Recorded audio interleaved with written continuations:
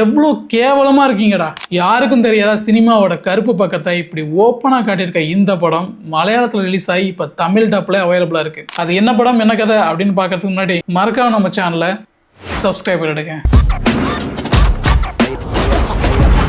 இந்த படத்தோட கதையை பத்தி பார்க்கணும் அப்படின்னா, தன்னோட சின்ன வயசுல இருந்தே தான் பெரிய ஹாரர் ஃபிலிம் டைரக்டர் ஆகணும் அப்படிங்கிற ட்ரீம்ல இருக்கிற நம்ம ஹீரோ ஃபேமிலியில இவருக்கு நிறைய லிமிடேஷன் கொடுத்துருந்தாலும் இவர் பண்ணிட்டு வந்துட்டு இருக்க சின்ன சின்ன ஷார்ட் ஃபிலிம் மூலியமா கிராஜுவலா இவருக்கு வந்து பாத்தீங்கன்னா ஃபியூச்சர் ஃபிலிம் பண்றதுக்கான வாய்ப்பும் கிடைக்குது. அப்படி அவருக்கு கிடைச்ச படத்தை டைரக்ட் பண்ணி அதை ரிலீஸ் பண்றதுக்குள்ள அவர் படுற ஸ்ட்ரகிள் இருக்கே.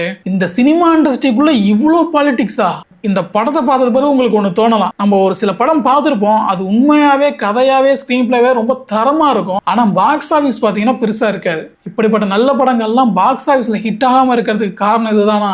இந்த மாதிரியான கேள்வியெல்லாம் கேட்க தோணும் இந்த படத்தை பார்த்தது பிறகு. அது மட்டும் இல்லாமல் இந்த சினிமாவில் நடக்கிற அந்த கதை திருட்டு இருக்கு பார்த்தீங்களா, அதை எந்த ஒரு காம்ப்ரமைஸும் இல்லாமல் ஓப்பனாக பேசி வச்சிருப்பாங்க. ஸோ இதெல்லாம் பார்க்கக்குள்ள ஐயோ டேரக்டர் செம்ம கட்ஸ் தாயா உனக்கு. வழக்கமான சினிமாக்கள்ல இருக்க மாதிரி டைரக்ஷன் ஆம்பிஷனா உடனே பில்டப் ஷாட்லாம் கொடுத்து மோட்டிவேஷனல் டயலாக்லாம் விட்டு உன்கிட்ட இருக்க அந்த ஸ்கில் மட்டுமே போதும் சினிமாவை உன்னை காப்பாற்றும் அப்படின்லாம் வடை சூடாம ரியாலிட்டி என்னவோ இங்க ஸ்கில்ல மட்டும் வச்சு ஒரு ஆணையும் பிடுங்க முடியாது அப்படிங்கிறத ஆணித்தனமா சொல்லியிருப்பாங்க. கூடவே நம்ம ஹீரோ நஸ்லின் இருக்கார்ல, நானும் ஒரு டைரக்டர் ஆவேன் அப்படிங்கிற மாதிரிலாம் இல்லாம நான் தான் பெஸ்ட் ஹாரர் ஃபிலிம் டைரக்டர் அப்படிங்கிற ஒரு கான்ஃபிடன்ட் லெவல் இருக்கு பாத்தீங்களா.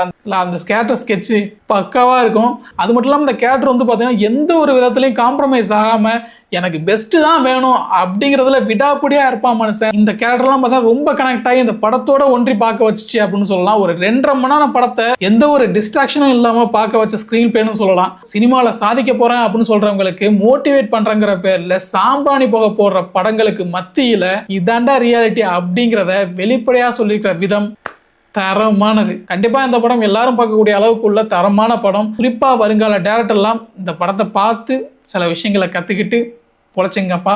இந்த படத்தோட பேரு மோலிவுட் டைம்ஸ். இது ஜியோ ஹாட் ஸ்டார்ல நல்ல தமிழ் டப்லே அவைலபிளா இருக்கு. ஸோ இந்த படத்தை ஆல்ரெடி நீங்க பார்த்துருந்தீங்க அப்படின்னா மறக்காம இந்த வீடியோக்கு லைக் பண்ணிட்டு உங்களோட கருத்துக்களையும் கீழே கமெண்ட்ஸ்ல சொல்லிடுங்க. உங்க ஃப்ரெண்ட்ஸ் கூட்டத்துக்குள்ள ஆஸ்பிரிங் டைரக்டா ஒரு ஃப்ரெண்ட் இருக்காரு அப்படின்னா கண்டிப்பா இந்த வீடியோ அவருக்கு ஷேர் பண்ணுங்க. மீண்டும் ஒரு நல்ல வீடியோ சந்திக்கும் வரை உங்களிடமிருந்து விடைபெறுவது நான் உங்கள்